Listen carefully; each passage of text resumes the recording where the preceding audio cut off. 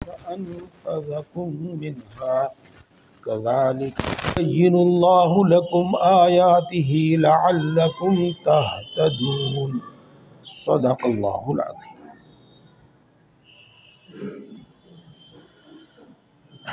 दोस्तों, इस आयत शरीफा का मतलब और मंशा समझाने से पहले हमें पिछली बातों पे थोड़ा सा गौर करना पड़ेगा और मैं ज़्यादा लंबी बात ना करके बिल्कुल एक आयत से इससे पहली जो एक आयत है उससे मुताल्लिक़ बात करता हूँ। पहले हफ्ते और इससे पहली आयत में जो हमने सुनी थी, ये हुक्म दिया था कि तुम्हारी मौत ईमान की हालत में आनी चाहिए और तुम्हारी मौत अल्लाह की फर्माबरदारी की हालत में आनी चाहिए। ये दो मतलब बयान किए गए थे। फर्माबरदारी की हालत में आनी चाहिए यानी अल्लाह के अहकाम की इत्तिबा करो, पैरवी करो, और ईमान की हालत में तुम्हारी मौत आनी चाहिए। ये हुक्म अपनी जगह है। अब इससे मुताल्लिक़ सुनिए बात। हदीस पाक में आता है कि जो शख्स अपनी ज़िंदगी में जैसे अमाल करेगा उसका ऐसा ही ख़ात्मा होगा, यानी मौत के वक्त उसकी वही हालत होगी, ऐसा ही ख़ात्मा होगा। जिस शख्स ने ईमान और तक़वे के साथ सारी ज़िंदगी गुजारी तो ईमान और तक़वे के साथ ही इंशाअल्लाह उसका ख़ात्मा होगा। और खुदा न खास्ता जिसने अपनी ज़िंदगी में निफाक के गुनाहों के साथ ज़िंदगी गुजारी तो उसका ख़ात्मा भी ऐसा ही होगा, इल्ला माशाअल्लाह।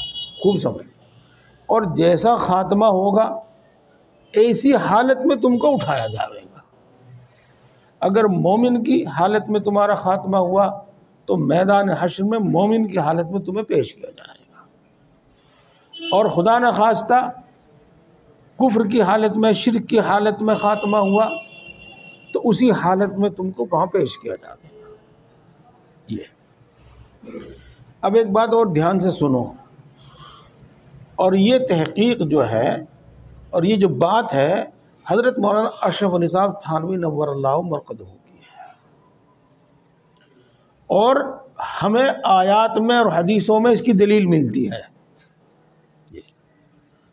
ये समझो, अल्लाह जिसको एक बार हिदायत अता फरमा देता है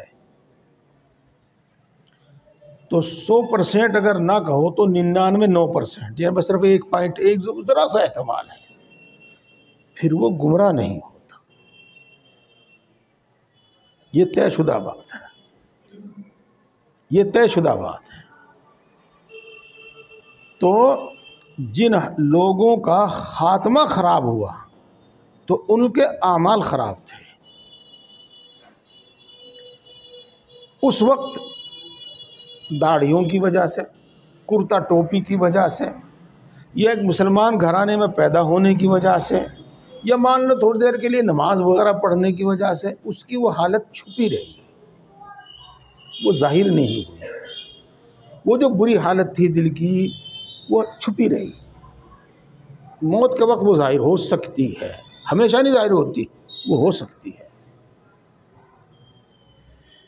ये और आखिरत में तो सब कुछ कच्चा चिट्ठा सामने आ ही जाएगा। इसी तरह एक बात और सुनो, है तो वो मामला कुछ और। एक चीज़ है जिसको हमारे सिलसिलों में कहा जाता है खिलाफत देना, ये फलां का खलीफा है। दरअसल वो खिलाफत देना नहीं होता। मेरे शेख हज़रत मौलाना शाह बरारुल हक़ साहब नव्वरल्लाहु मरक़दहू ने जो मुझे इजाज़तनामा अता फरमाया था, खिलाफतनामा जिसको कहते हैं, उसमें खिलाफत विलाफत का कहीं जिक्र नहीं है। उसमें लिखा हुआ बशारत निअमत, बशारत निअमत। और बशारत निअमत किस निअमत की बशारत? खुशखबरी, जिसको कहते हैं अल्लाह से दोस्ती, ताल्लुक़ में अल्लाह, साहिब निस्बत होना। तो ये उम्मीद है कि आप मेरी बात समझ गए होंगे और इंशाअल्लाह समझने वाले समझ जाएंगे। तो इसके बाद भी आम मतन वही 99 पॉइंट के बाद मैं कह रहा हूँ, फिर सुए खात्मे का अंदेशा नहीं होता, बुरे खात्मे का अंदेशा नहीं होता। डरना तो चाहिए हमेशा, हर हाल में डरना चाहिए, हर हाल में डरना चाहिए। लेकिन जो मैं समझाना चाहता हूँ, जिसकी बड़ी अहमियत है, वो ये समझाना चाहता हूँ कि जैसे आमाल होंगे वैसा खात्मा होगा, जो हदीस पाक है, और जैसा खात्मा होगा वैसा हशर होगा। ये समझाना चाहता हूँ मैं। ये जब ये बात, इसी वास्ते अल्लाह तबारक व तआला, सुनिए, इसी वास्ते अल्लाह तबारक व तआला पहली आयत में ईमान पर साबित कदम रहने का हुक्म देकर अगली आयत में अहकाम पर अमल करने का हुक्म देते हैं।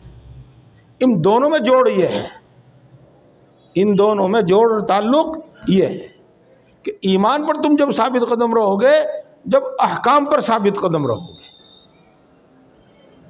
उम्मीद है कि बात खूब अच्छी तरह वाज़े हो गई होगी, समझ में आ गई। इसलिए मेरे बुजुर्गों और दोस्तों, इस वक्त जो मैं जिस तरफ आपको मुतवज्जह करना चाहता हूँ वो ये है कि एक लफ्ज़ जिसको हम बार बार इस्तेमाल करते हैं, शरीयत व सुन्नत पर साबित कदम। शरीयत व सुन्नत पर साबित कदम। चलिए यहाँ एक बात और सुन लीजिएगा, उससे आपको बहुत फ़ायदा होगा। एक होता है इल्म का उस्ताद, एक होता है अमल का उस्ताद। तो जैसे इल्म का उस्ताद है और इल्म के बगैर अमल, उस्ताद के बगैर इल्म नहीं आता, तो मेरे भाई अमल का भी उस्ताद ज़रूरी है, और अमल के बगैर भी, अमल के उस्ताद के बगैर भी अमल नहीं आता। ये कमाल हासिल नहीं होता, ये बिल्कुल पक्की बात है। मैं इसको फिर बताऊंगा इंशाअल्लाह। अब तो मैं दूसरी बात बताना चाहता हूँ। एक बड़े ज़बरदस्त आलिम हैं जिनको हम इमाम राज़ी के नाम से याद करते हैं। इमाम राज़ी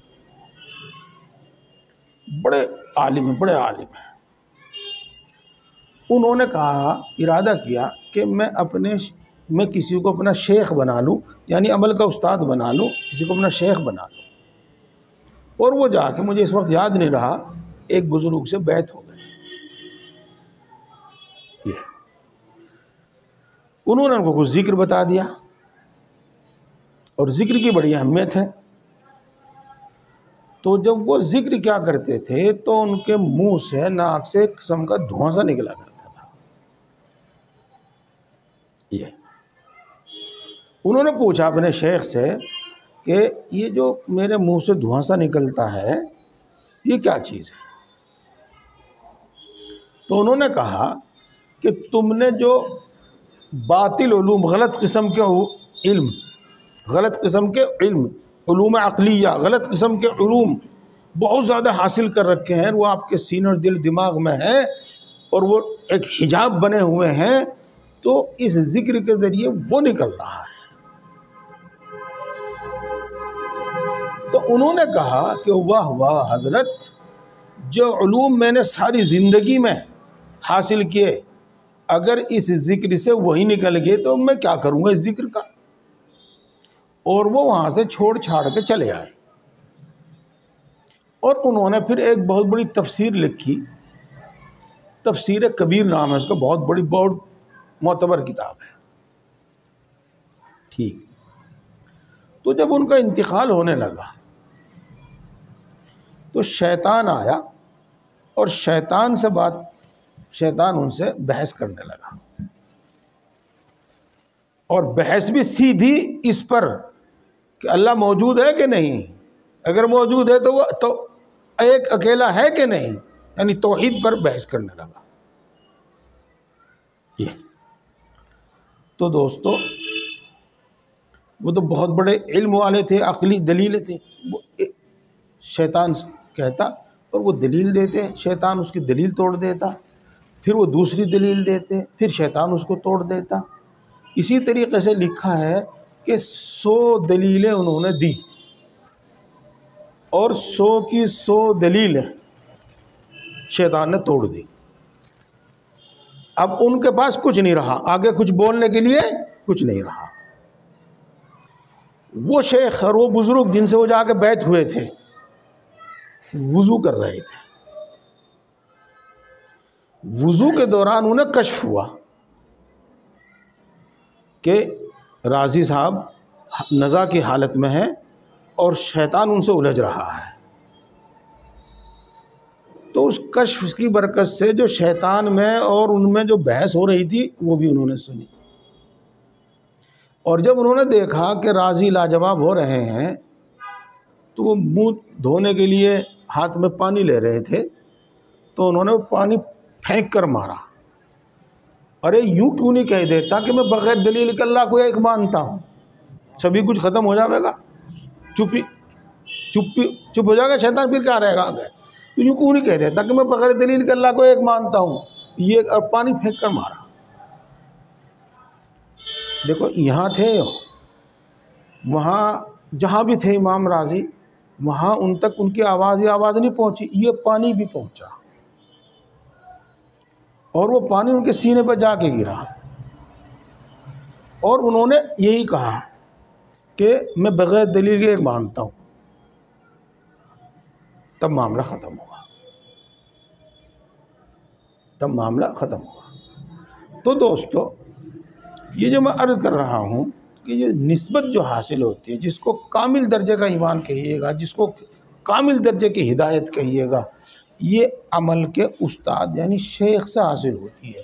सब तजर्बा करके बता चुके हैं। तो आमाल की पाबंदी, इखलास के साथ आमाल की पाबंदी, ये ईमान पर साबित कदम रहने और जिसको कहते हैं हुस्न खात्मा का ज़रिया है। इसी वास्ते अल्लाह तबारक व तआला ने ईमान पर साबित कदमी का हुक्म देकर अगली आयत में फिर अहकाम की पाबंदी का हुक्म दिया। मैं अपनी बात पूरी कर चुका हूँ और उम्मीद है कि आप सब हज़रात समझ गए। अब सुनो आप, वअतसिमू बिहब्लिल्लाहि जमीआ, सब मिलजुल कर अल्लाह की रस्सी को मजबूत पकड़ लो। ये तर्जमा है इसका, सब मिलजुल कर अल्लाह की रस्सी को मजबूत पकड़ लो। हब्लुल्लाह, अल्लाह की रस्सी। ये अल्लाह की रस्सी, यह हब्लुल्लाह क्या है? ये वही है जिसको आप बार बार सुन रहे हैं, अल्लाह के अहकाम, जिनको एक लफ्ज़ में कह दिया जाता है शरीयत। तो शरीयत को सब मिलजुल कर मजबूत पकड़ लो। पकड़ना नहीं, एहतिसाम के माने मजबूत पकड़ना, मजबूत पकड़ लो। अब आप पहले इसका मतलब समझिए। अब आप समझो, मिसाल के तौर पर कोई शख्स कुएं में पड़ा हुआ है। अब जाहिर बात है कि सीढ़ी तो वहाँ होती नहीं, तो वो ऊपर निकले कैसे? तो वहाँ रस्सी डाल दो और वो रस्सी को मजबूत पकड़ ले, इतनी मजबूत पकड़ ले कि वो छूटे ना, और रस्सी इतनी मजबूत हो कि वो टूटे ना, तो वो ऊपर आ जाएगा, ऊपर आ जाएगा। तो ये मिसाल दी गई है। इसी तरह एक दूसरी मिसाल समझिए आप। मिसाल के तौर पर सैलाब हो जो सब कुछ बहाए ले जा रहा हो, और एक शख्स रस्से में कोई कड़ा वगैरह हो और कुछ कड़े कोई रस्से को मजबूत पकड़े हुए हो, इतना मजबूत पकड़े हुए हो कि वो छूटे ना, और वो रस्सा इतना मजबूत हो कि टूटे ना, तो वो पानी में बहवेगा नहीं। जिसके हाथ में वो रस्सा होगा ना, वो उसको किनारे पर खींच लेगा। अल्लाह रब्बुल इज़्ज़त ने यहाँ भी और दूसरी जगह भी यही हुक्म फरमाया है। चुनाचे एक जगह फरमाया अल्लाह तबारक व तआला ने, लन फिसाम लहा, वो हमारा जो हल्का है, रस्सी है, वो टूटने की नहीं। लन फिसाम लहा का तर्जमा कर रहा हूँ, वो इतनी मजबूत है जो टूटेगी नहीं। ये तो काम अल्लाह का था, तो अल्लाह ने किया। और दूसरा काम यानी मजबूत पकड़ना, वो इंसान का काम है। इसीलिए कहा कि उसको मजबूत पकड़ लो। ये तो जिस मजबूत पकड़ लेगा इंशाअल्लाह अज़ीज़ साबित कदम रहेगा शरीयत पर, और जब शरीयत पर साबित कदम रहेगा तो इंशाअल्लाह ईमान पर ख़ात्मा होगा। वअतसिमू बिहब्लिल्लाह, ये तर्जुमा होगा। एक बात और सुनिएगा, एक बार बार सुनते हैं हम पुल सिरात, और उसके बारे में यूँ सुनते हैं कि वो तलवार से ज़्यादा तो तेज़ है, बाल से ज़्यादा बारीक है, और 1500 साल की मसाफत है, और जहन्नम पर वो पुल रखा जाएगा, और हर आदमी को उस पर गुजरना होगा। तो यहाँ बात ये है कि जब वो तलवार से ज़्यादा तेज़ और बाल से ज़्यादा बारीक में, तो चल कौन सकता है उस पर? तो उलमा मारिफत रखने वाले, अल्लाह की मारिफत रखने वाले यूँ कहते हैं कि दरअसल वो बाल से भी ज़्यादा बारीक कितना ही क्यों ना हो, और तेल से तलवार से ज़्यादा कितने तेज़ क्यों ना हो, वो वही चीज़ है जो दुनिया में शरीयत है, और जो दुनिया में शरीयत पर साबित कदम रहा वो पुल सिरात पर साबित कदम रहेगा, और जो दुनिया में शरीयत पर साबित कदम नहीं रहेगा तो कोई गारंटी नहीं, वहाँ तो कोई खुसूसी नुसरत आ जावे तो पार हो जाएगा, नहीं तो। इसी हिसाब समझ लीजिएगा पूरी बात। फिर जो मैं बताना चाहता हूँ बार बार, जिस तरह शरीयत पर चलने वाला पुल सिरात पर साबित कदम रहेगा, इंशाअल्लाह शरीयत पर चलने वाला आखिर वक्त में ईमान पर साबित कदम रहेगा। ये बात इससे मुताल्लिक हो गई। अब आप एक बात समझिए, वला तफर्रकू, है ना, मिलजुल कर, जमीअन, इस पर भी सुन लो आप, सब मिलकर पकड़ो रस्सी, ये भी है, सब मिलकर पकड़ो रस्सी। जी हाँ, देखो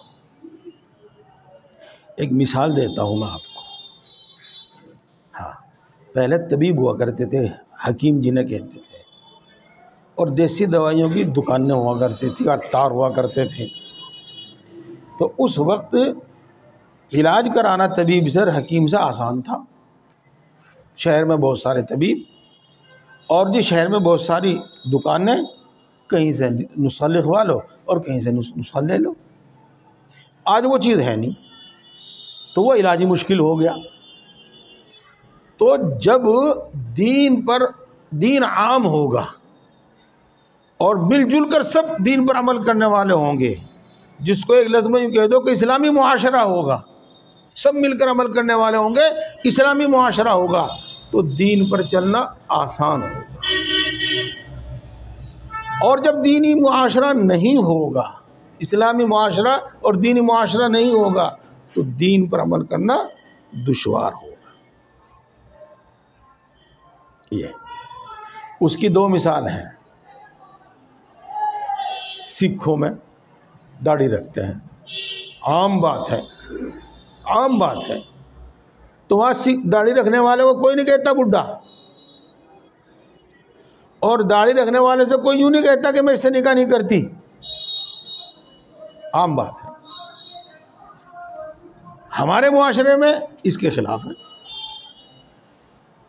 इसी तरीके से बहुत से मुसलमानों में, मतलब अफ़गानिस्तान में जाओ आप, अफ़गानिस्तान को देखो आप, बकसरत बहुत कम लोग दाढ़ी कटवाते हैं जो इधर उधर रह के अपना दीन बिगाड़ के आते हैं, लेकिन वहाँ आम बात है दाढ़ी रखना। तो वहाँ दाढ़ी रखना कोई मुश्किल नहीं, वहाँ कटाना मुश्किल है। तो सब मिलकर जब दीन पर अमल करेंगे तो दीन पर चलना आसान होगा। वातसिमू बिहब्लिल्लाहि जमीअन, बल्कि दीन की खिलाफ वर्जी मुश्किल हो जाएगी, दीन की खिलाफ वर्जी मुश्किल हो जाएगी जब सब मिलकर दीन पर अमल करेंगे। इसलिए अल्लाह फरमाते हैं वातसिमू जमीअन। ये भी बात समझ गए। इसी वास्ते अमर बिल मारूफ और नही अनिल मुनकर का हुक्म है।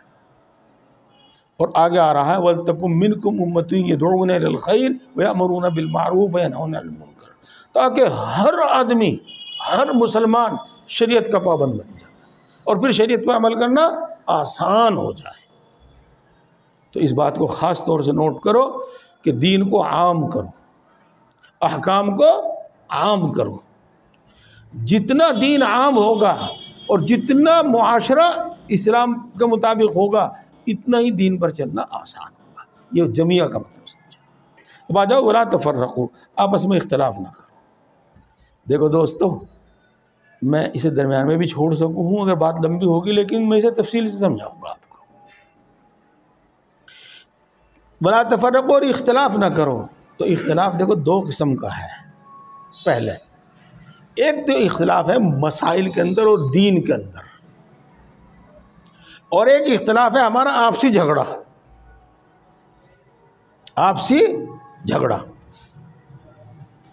तो यहां पर वला तफर्रक़ू में इख्तलाफ न करो, दोनों चीज़ों से मना किया गया है।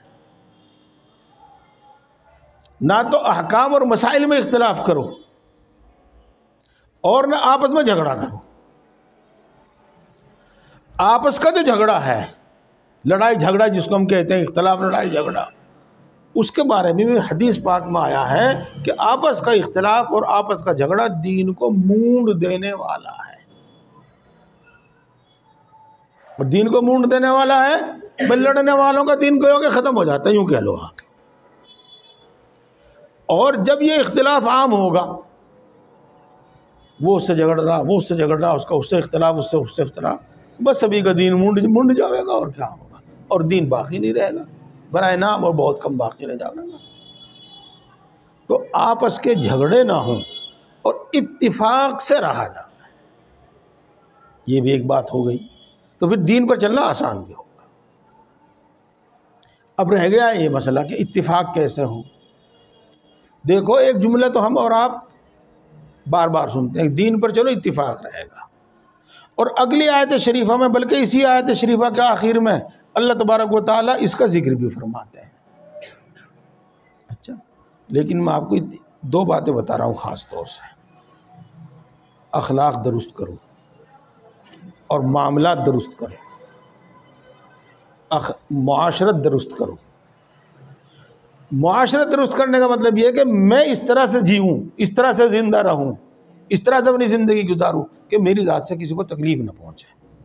जैसे कि हदीस पाक में आता है, अल मुस्लिमु मन सलिम अल मुस्लिमून मिन लिसानी व यदी। तो इंशाअल्लाह अज़ीज़ इत्तिफाक रहेगा, इख्तलाफ नहीं होगा।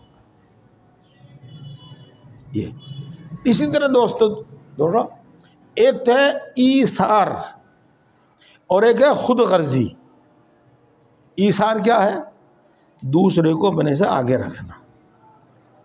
जैसे कि अक्सर व बेशतर कहीं कहीं हम इसका मुजाहरा भी करते हैं। चाय आई मेरे सामने रखी, मुझे चाहिए कि मैं पी लूँ, लो जी हजी जी, लेकिन मैं, लो जी हजी जी आप पियो, अरे आप लो, आप लो, लो चाह आप लो। इसे कहते हैं ईसार, यानी अपने से मुकद्दम रखना। और भी बहुत, एक मिसाल दी मैंने। इसके बिलमुकाबिल है खुद गर्जी। और ख़ुद गर्जी की एक मिसाल बताऊं मैं आपको। भाई दस्तरखान पे बिस्कुट आके रखे गए, तो मैंने झपट्टा मारा और एक के बजाय चार उठा लिए। जब आपने देखा भाई मोर सामने तो चार उठा लिए, आप भी यूँ करेंगे भाई मैं थोड़े बेटा देखता रहूँगा, मैं भी झपट्टा मारूँगा, मैं पाँच उठाऊँगा। तो दस्तरखान पे मिलेगा कुछ? जितने यहाँ दस्तरखान में बैठे सबके मिल जाएगा बिस्कुट? नहीं। ये खुद गर्जी, ये है खुद गर्जी की मिसाल। खुद गर्जी हमेशा झगड़े का सबब होती है और ईसार हमेशा इत्तिफाक का सबब होता है। ये है वो हुस्न मुआशरत और हुस्न अखलाक। इसी तरीके से एक बात और सुनो, ये बातें आज तो बहुत आसानी से समझ में आ जाएंगी, लंबी तकरीर में समझ नहीं आती। एक है तकब्बुर और एक है तवाज़ो। तकब्बुर किसे कहते हैं? होगा जो माना होंगे, मैं आपकी ज़बान बताऊंगा। जो है बहुत बड़े हैं भाई, ये तो बहुत बड़े हैं भाई, ये तो वो जो बनता है ना आदमी, जिसे हम बनना कहते हैं, वो तकब्बुर है। और जो बनता है ना, वो सबको बुरा लगता है। और जो बेचारा सब कुछ होने के बाद तवाज़ो के साथ रहता है? न गुस्सा करता, न बहस करता, न अपनी बात चलाता, न हर उसमें इसको भी सलाम, उसको भी सलाम, उसको भी सलाम, आइए भाई साहब बैठिए, यानी तवाज़ो होता है, उसकी मोहब्बत पैदा होती है। तो तकब्बुर ये नफ़रत और अदावत का सबब होता है, और तवाज़ो ये मोहब्बत का सबब और इत्तिफाक का सबब होता है। इसलिए मैंने आपके सामने बात रखी, हमारी मुआशरत ऐसी हो और हमारे अखलाक इस तरह के हों, हमारे मामलात इस तरह के हों जी। जिसने मुझे एक बार 20-30 लाख रुपए का नुकसान पहुंचा दिया तो मैं भूल जाऊंगा? नहीं भाई, भूलने का नहीं, याद रहेगा मुझे। यही इख्तिलाफ का सबब हुआ करता है। तो अगर इस्लामी मुआशरत हो, इस्लामी अखलाक हो, इस्लामी तरीके पर मामलात किया तो खुद ब खुद इत्तिफाक होगा। और जब इनके खिलाफ होगा तो कोई ताकत नहीं रोक सकती इख्तिलाफ और झगड़े को। तो मैंने बताया भाई, आपस का इख्तिलाफ दीन को मोड़ने वाली चीज़ है, और दुनिया की जो परेशानी है वो अपनी जगह पर है। और फिर ये बताया कि इत्तिफाक का सबब क्या होता है। यहाँ ये बात हो गई, ये भी आपके सामने। एक बात अभी और सुनियो। एक इत्तिफाक है, हम सब एक हो गए किसी पर जुल्म करने के वास्ते। ये इत्तिफाक जायज़ नहीं है, यहाँ इख्तिलाफ ज़रूरी है,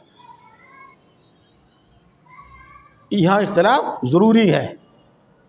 और एक इत्तिफाक है हक़ पर, ये इत्तिफाक ज़रूरी है, इख्तिलाफ करना हराम है। ये बात हदीस पाक में आया है, रसूलुल्लाह सल्लल्लाहु अलैहि वसल्लम ने शाह फरमाया, उनसुर अखाका ज़ालिमन कान औ मज़लूमन, अपने भाई की मदद कर, वो जालिम हो तब भी मदद कर और मजलूम हो तब भी मदद कर। साहबा ने पूछा, अल्लाह के रसूल, मजलूम की तो मदद करेंगे लेकिन जालिम की मदद कैसा करें?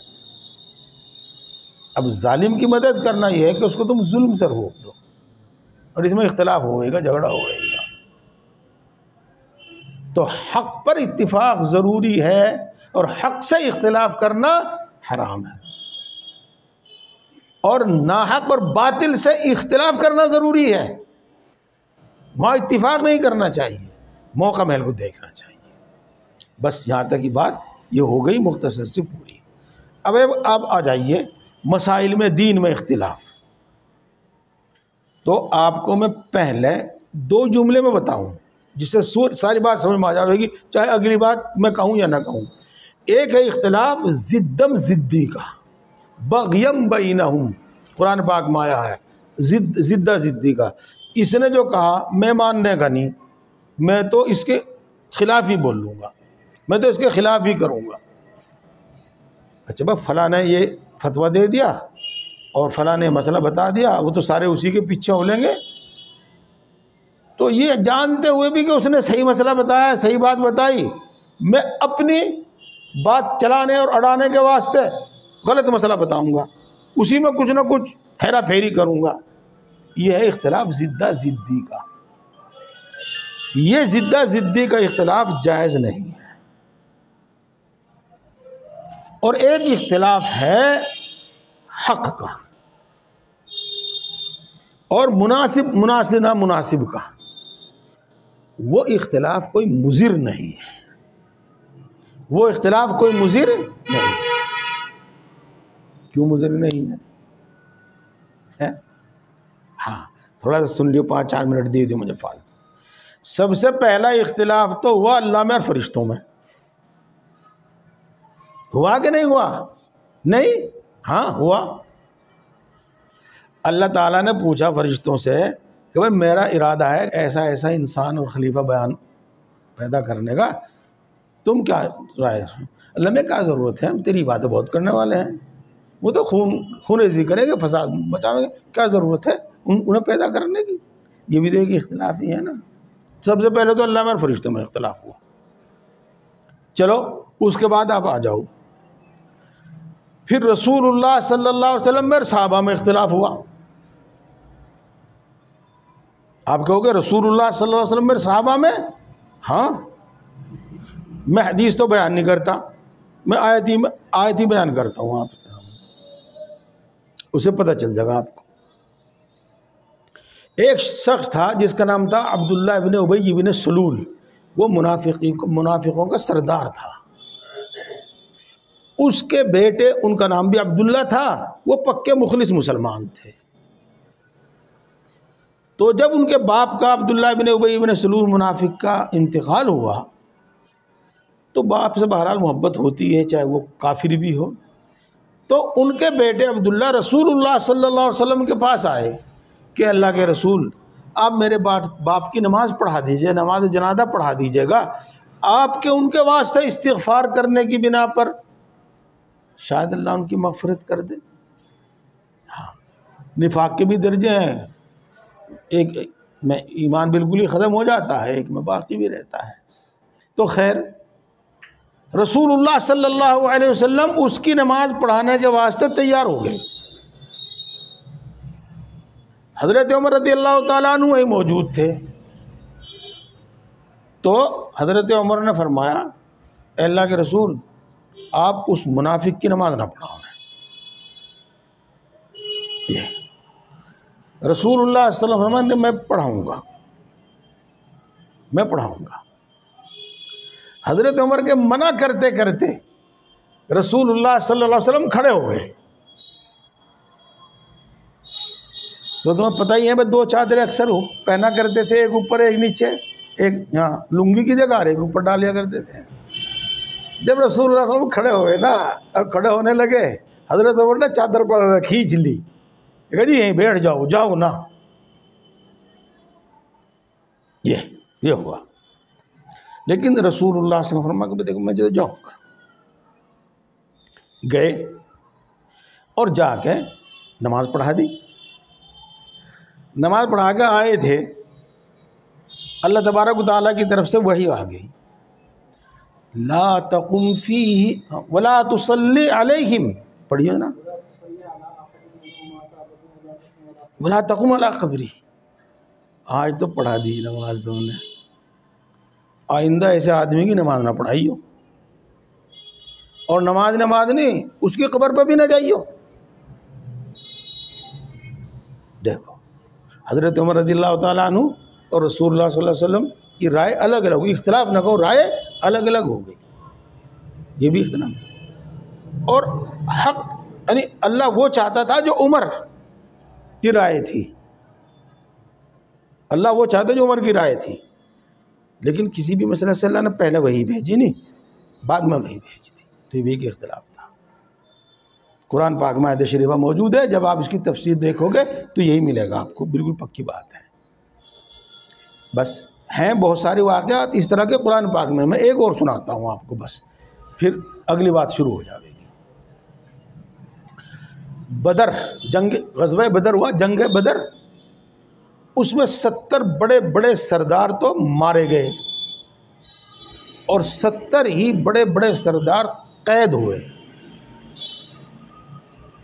वहाँ कोई जेल खाना तो था नहीं, तो रसूलुल्लाह सल्लल्लाहु अलैहि वसल्लम ने एक एक लोगों को बता, तुम इसको रखो, खिलाओ पिलाओ और इसकी हिफाजत करो, भागने मत दो, तुम इसे रखो, खिलाओ पिलाओ, इसे भागने मत दो, इसकी हिफाजत करो।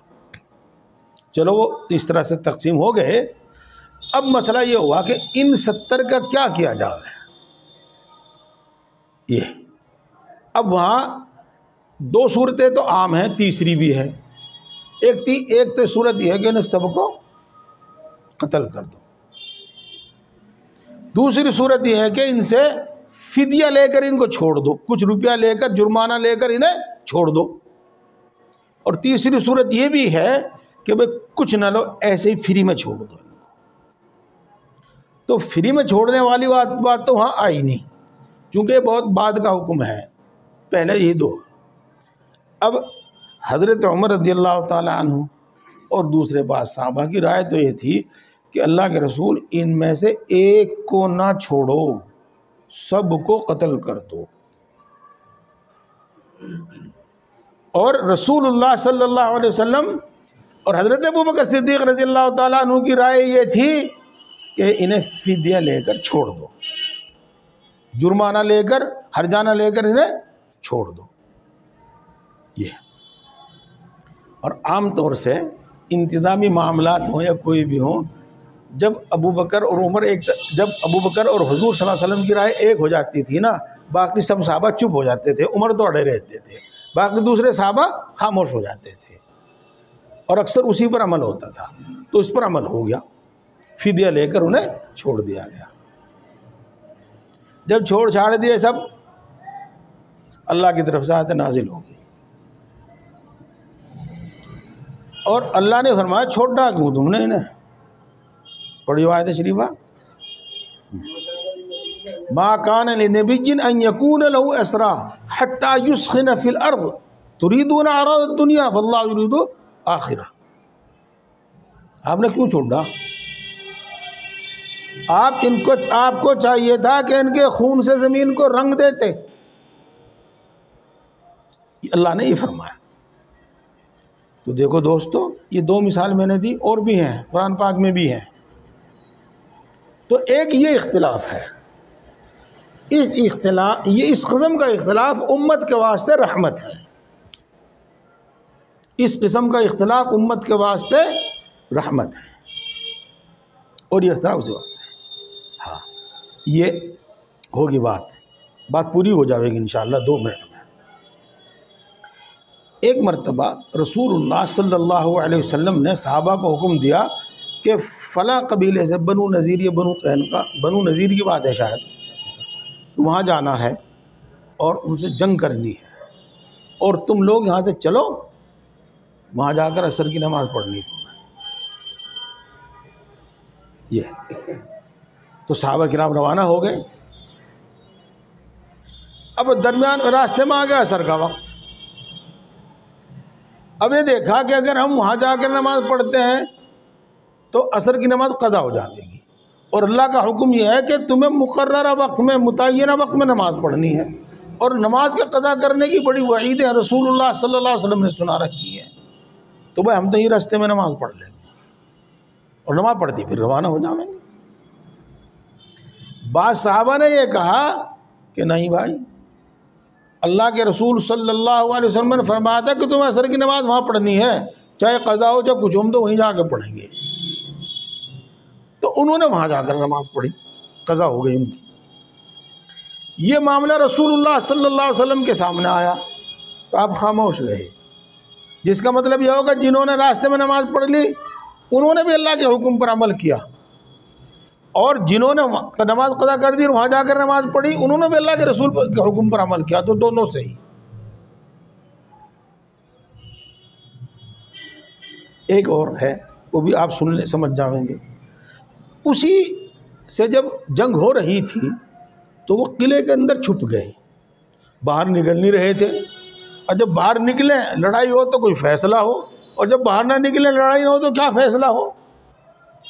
तो बाद सहाबा किराम ने ये तय किया कि तुम इनके बागों को काट दो, खेतियों को जला दो, ताकि ये नुकसान होकर गुस्से में आकर बाहर आवें, और यही सोचेंगे कि भाई जब हमारी खेती और हमारे बाग सभी उजड़ जाएंगे तो फिर हम जिंदा कैसे रहेंगे, तो ये बाहर आवेंगे,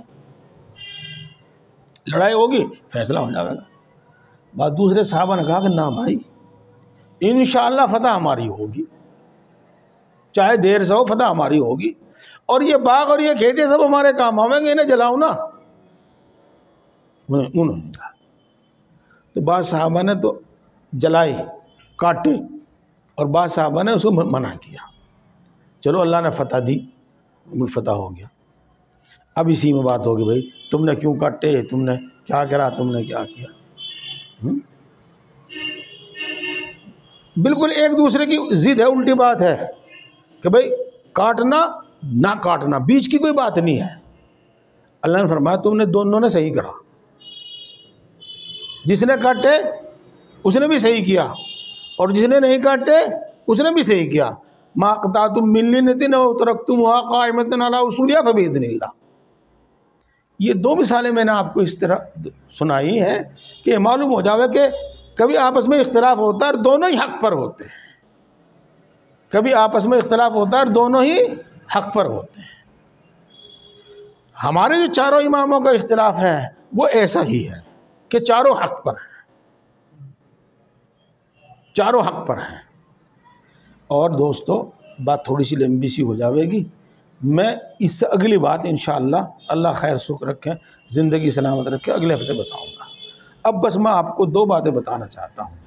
आपस का जो झगड़ा है, इख्तिलाफ है, वो आम तौर से दीन को मूंढने वाला है, इसलिए आपसी झगड़ा नहीं करना चाहिए। अपनी राय से रुजू कर लो, तवाज़ो इख्तियार करो, ईसार करो, खुद गर्जी से बचो, इत्तिफाक रहे, एक बात। और दूसरी बात यह है कि दीन में जो सिद्धा सिद्धी का इख्तिलाफ है वो तो बिल्कुल गलत है, लेकिन कुछ इख्तिलाफ ऐसे हैं जिनमें दोनों ही की राय दुरुस्त है, और इस पर अमल कर लो जब इजाज़त, इस पर अमल कर लो जब इजाज़त। इंशाअल्लाह बाकी बात फिर होगी। अल्लाह तबारक व तआला हम सबको दीन की सही समझ और